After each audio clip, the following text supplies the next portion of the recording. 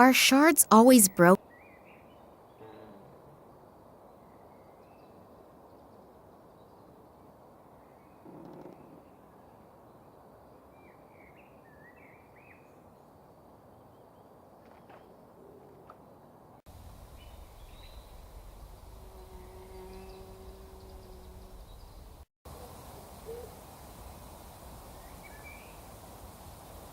An old drinking water tank.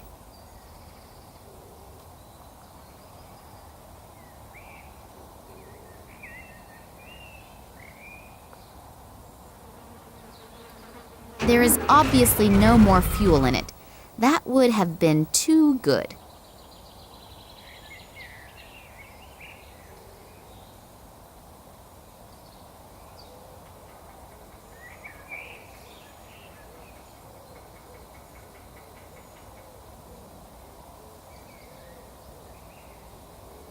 If I remember correctly, then that thing has something to do with magnetism and producing electricity.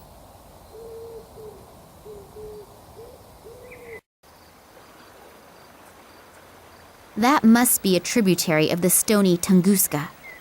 It's not the river's fault, but I'm starting to hate that name.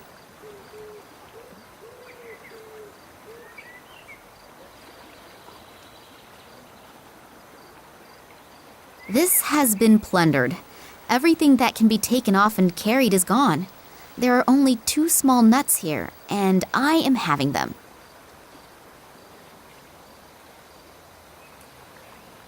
There still seems to be a bit of diesel oil in there. Wow, what a monster! I have to ask, even if I'm talking to myself, how did that thing get here? A bit of petroleum still seems to be in there.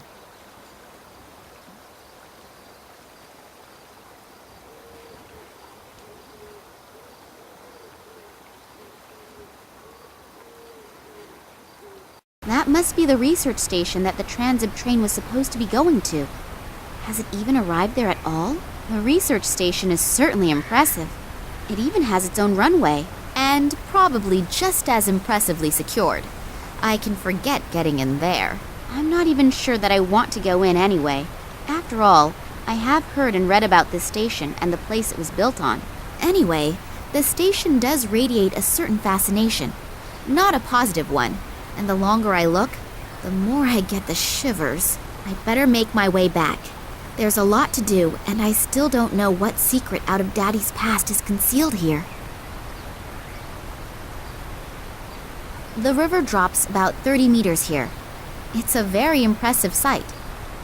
The whole station looks like out of a science fiction movie. Hardly believable, considering that it has been here for several decades. Will its secret ever be revealed to me?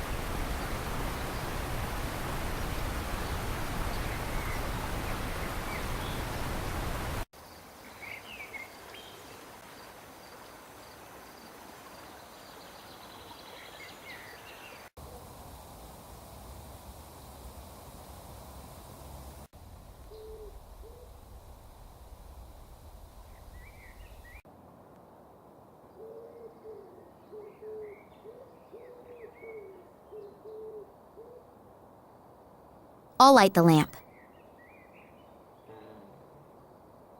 Now that the suit is off, I can see numbers written on it. 7.5, 3, 10.5, 6.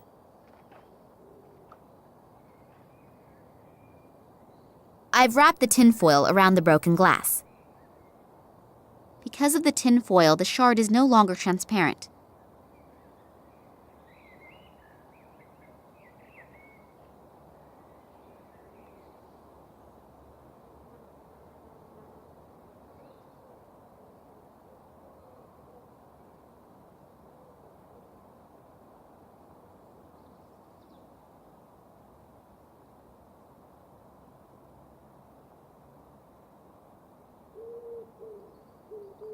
A nut.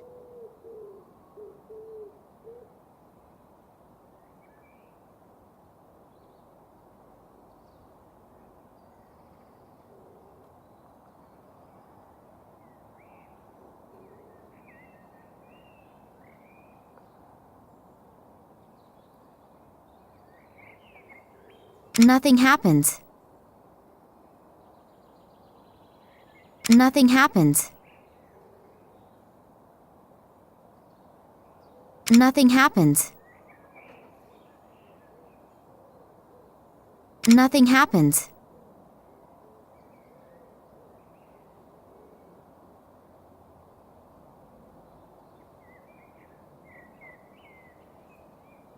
Nothing happens.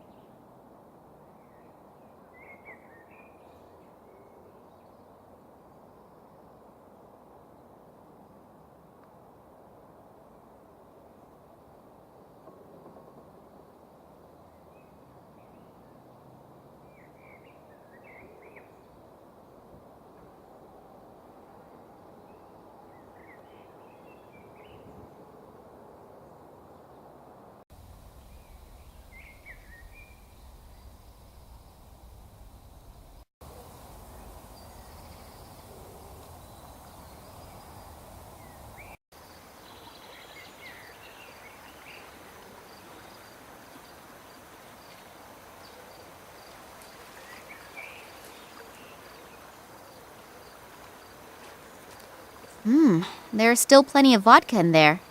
If I want the one spirit, I think I will have to get rid of the other. Nastarovia! Oops, I think I'm a bit out of practice.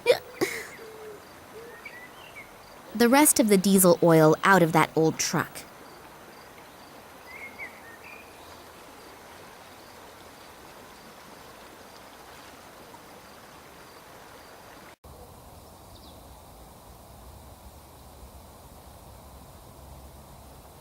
That's what I call quality craftsmanship. Over 50 years old, and it still works like it did when it came out of the factory.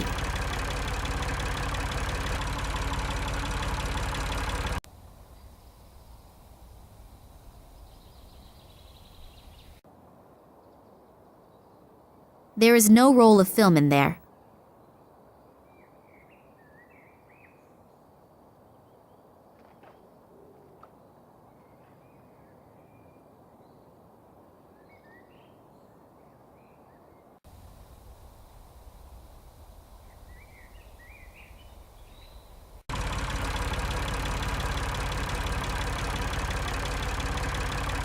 I'll hold both nuts close to the coils, but not too close, otherwise I'll be toast. As a result, they seem to have become magnetized.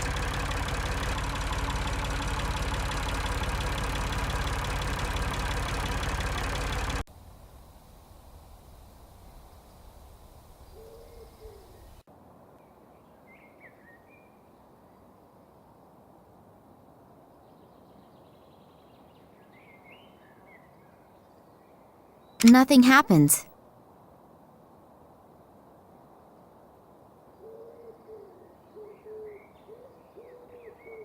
Nothing happens.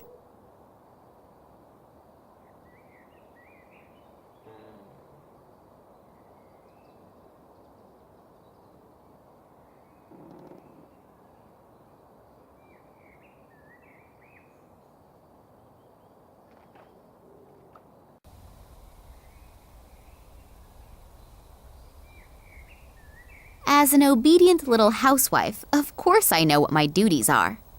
There, finished. Shall I make dinner now as well?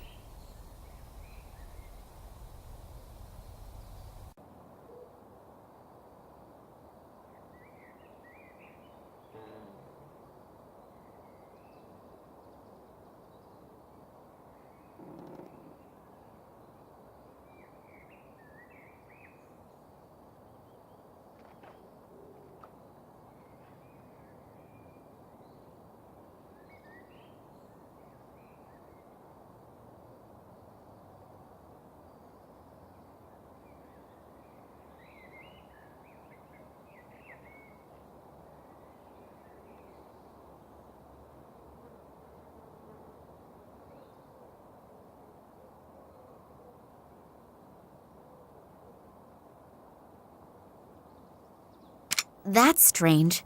Obviously, the compass needle only moves when I press the button. I seem to have triggered a mechanism, but nothing has happened yet.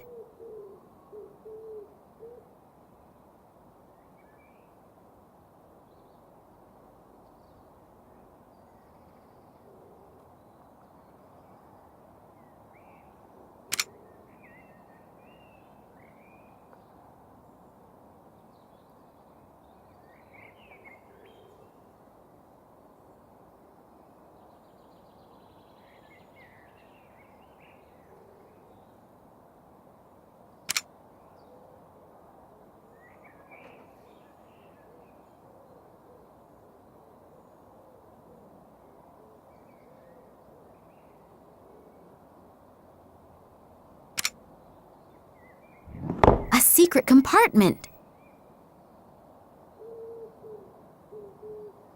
There are a few old documents and a roll of film in there. I'll have a look at the documents. Maybe my father left them there. Yes, indeed.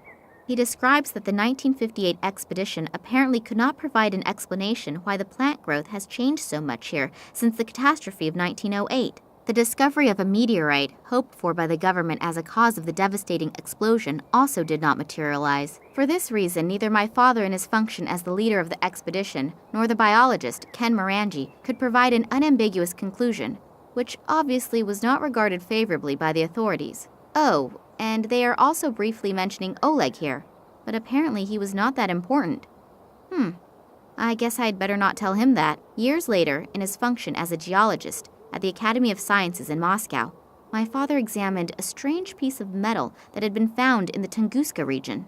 He then was able to prove its non-terrestrial origins, which breathed new life into the meteorite theory. However, upon further analysis, he and his colleague Manuel Perez discovered traces that indicated that the metal had been worked. When they wanted to publish their discovery in the Kalenkov Expert, it was completely, surprisingly, rejected, and they were forbidden any further examination of the rock. When my father continued to inquire about the happenings in the Tunguska region, he was dismissed from the Academy of Sciences. The last entries are from 1977. Obviously, he and Manuel Perez went to the Tunguska region on their own. They hoped to find additional fragments of that strange material so they could continue their studies. What the goal was and what happened isn't written down in here. In addition, I have this burning desire to know what is going on with this fragment. On the one hand, it's probably not of terrestrial origin, but on the other hand, it was processed. That would mean the old Evank also said something about his son finding some metal fragment in the woods and then suddenly disappearing. That would fit in with the fact that my father was even thrown out of the Academy of Sciences due to his analysis. I hope that I will find some more answers on that roll of film.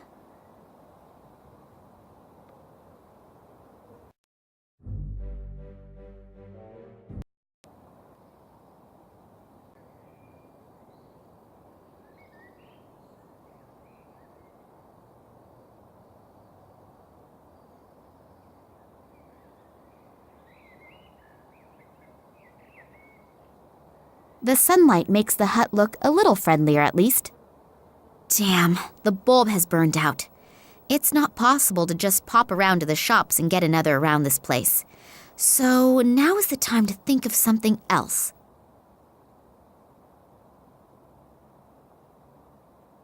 Yep, that should work. Since it's rather dark in here, the light reflected by my modified glass shard should do it.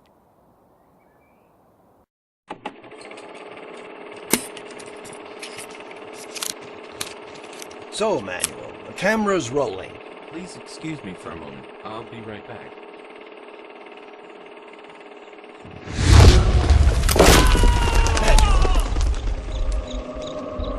Manuel!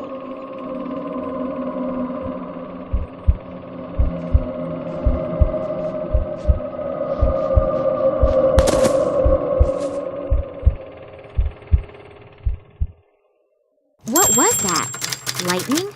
Or sheet lightning? And what happened to this Manuel Perez? That sounded like an explosion. I should see what's going on. Looks as if half the station exploded.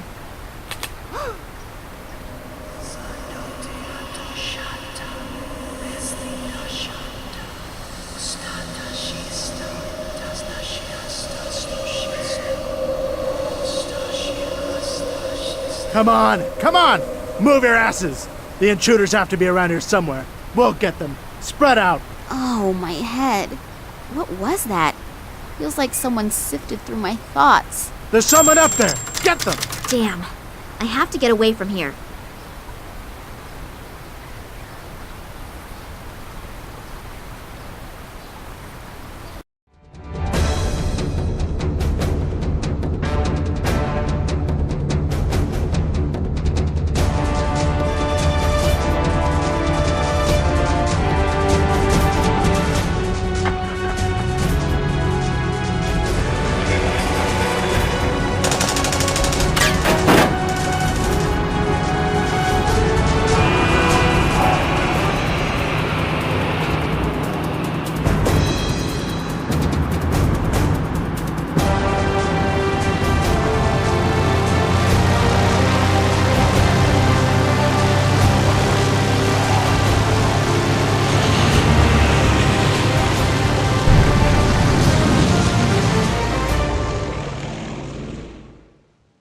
Thanks. That was close. No problem. I told you that I would catch you if you were ever standing on the edge of a precipice. What happened? We just saw that some areas of the research station were in flames, and suddenly there were soldiers everywhere. I don't know much more either. Suddenly, two strange figures appeared in front of me out of nowhere. From the FSB? No, they weren't agents. I'm not really sure. This may sound kind of stupid, but I'm not even sure if they were human. What? I don't know how I should describe it. It was more like a feeling that I got from them. What did they want? Did they say anything? They didn't really speak. It was more like voices inside my head. It was as if they were looking for an answer. What kind of answer? I don't know how to describe the feeling. It was as if my head was going to explode. I've never experienced pain like that. And then suddenly, I knew that I wanted to tell them everything. It was suddenly so clear. You told them everything? No. Before I could say anything, the soldiers came and the two figures disappeared as suddenly as they appeared. Where are we flying to anyway? In the meantime, Sergei has found out that your father was never in Moscow. So it almost looks as if the entire trip was pretty much in vain. No, on the contrary. I'm now sure that my father was kidnapped for some reason that has to do with the Tunguska catastrophe. How come? I found some of my father's old documents. If I haven't misunderstood them, he was on the trail of something big, and I have a name. Manuel Perez. He was with my father back then, and we also know approximately where he is now. Yes, in a mental institution on Cuba. Great lead. It's gotta be worth a try. And there's another name on the list. This Irish biologist, Ken Morangi. That's right. I know that I have already asked a lot from you two, and I'm deeply indebted to you. And I would understand... Stop rambling. What's your plan? You're heading to Cuba and I'm heading to Ireland? You'd really do that? You can pay me back some other time. For example, by buying me a cup of hot coffee. Max, you're a sweetheart. And don't you ever forget it.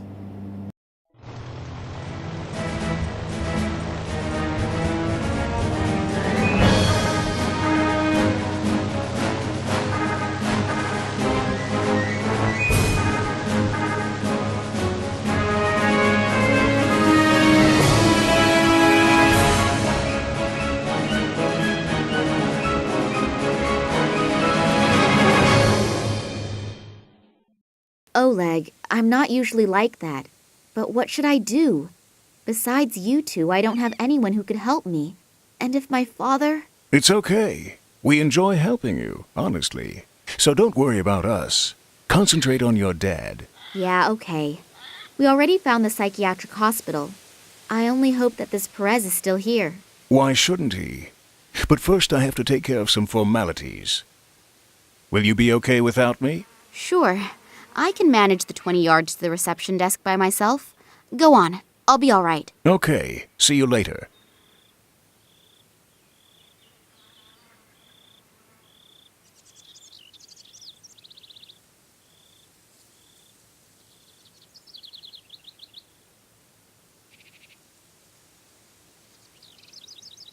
The future masterpieces of contemporary Cuban painting are created here. Whether they are justifiably rather unknown is something that others need to decide. I wonder why such a small and remote psychiatric hospital needs a doorman, especially since there is no parking available here. Good afternoon. I'm looking for the sanatorium under the palms. Am I in the right place? Good afternoon to you, too. Yes, as far as the name is concerned, you're in the right place. As far as the name is concerned? Well, it's the same with institutions as it is with political parties. The name isn't always the main concern. How come? There are a bunch of palm trees here, aren't there? Sure, there are palm trees here. But let's leave it at that. I've already said too much. How can I help you? Oh, come on. What's going on here? What isn't right? Nothing. I mean everything. Oh, it doesn't matter. What do you want? That's a shame. I'm looking for a man named Manuel Perez. He's supposedly a patient here. Ah, yes, could be. I don't know the patients. Go to reception on the left side. I'm sure someone can help you there. And if I can offer you a word of advice, be careful. What? Why? Just because. You look like you could use the warning, but be that as it may, I have to go back to my painting. Good luck.